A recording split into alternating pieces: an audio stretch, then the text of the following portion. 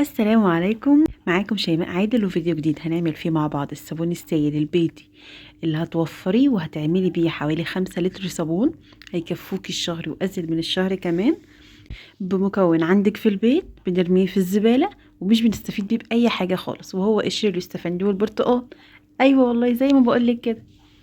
انا معايا هنا جمعت قشر يوستفندي وقشر برتقان، كنت عصره برتقان وكمان اليوستفندي اللي هو ما استعملتوش، اللي بيبقى ناشف ده مش بنعرف ناكله، فجمعته كله وغسلته كويس قوي ونقيته وحطيته في حله ومليت عليه ميه وحطيته على النار يستوي. اخد معايا حوالي ساعه على النار علشان قشر البرتقان لازم اخليه يستوي قوي عشان الخلاط بتاعي، انما لو يوستفندي بس ما بياخدش معاكي 10 دقايق على النار.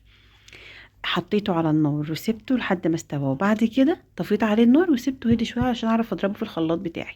وبعد كده اخدته على الخلاط وحطيت كميه بكميه، ما حطيتش الكميه كلها عشان الخلاط بتاعي طبعا ما يجرالوش حاجه.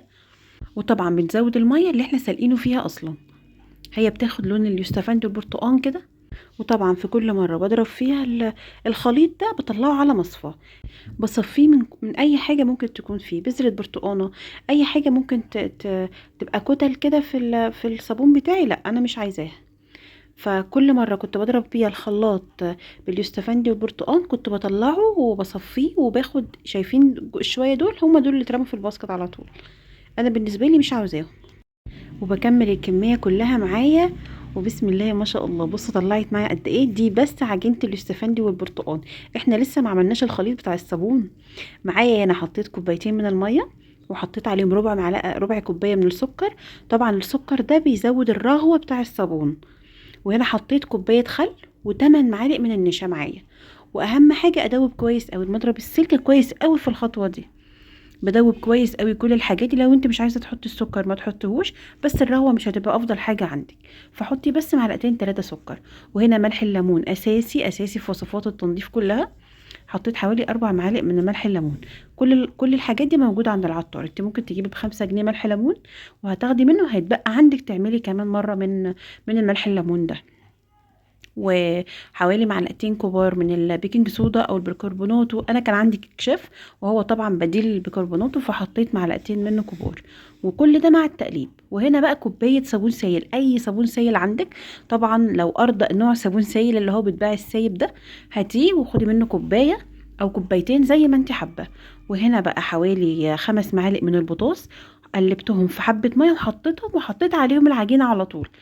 الصودا الكاوية اللي انا لسه حطاها او البوتاص ايا كان اسمها عندكم، دي ماده كاويه فما ينفعش ابدا تيجي على ايديكي ولا حتى تشمي ريحتها، فيستحسن تعملي الخليط ده في بلكونه او بره البيت خالص او البسي كمامه. بصوا هنا بعد ما ضربت شويه الخليط قلت اجربه كده اشوف الرغوه تمام والتنظيف بتاعه ما شاء الله ما شاء الله تحفه. ولسه ما كملتش ضرب فيه كمان، بص الكوبايه بتلمع ازاي، نظافه ما اقولكيش.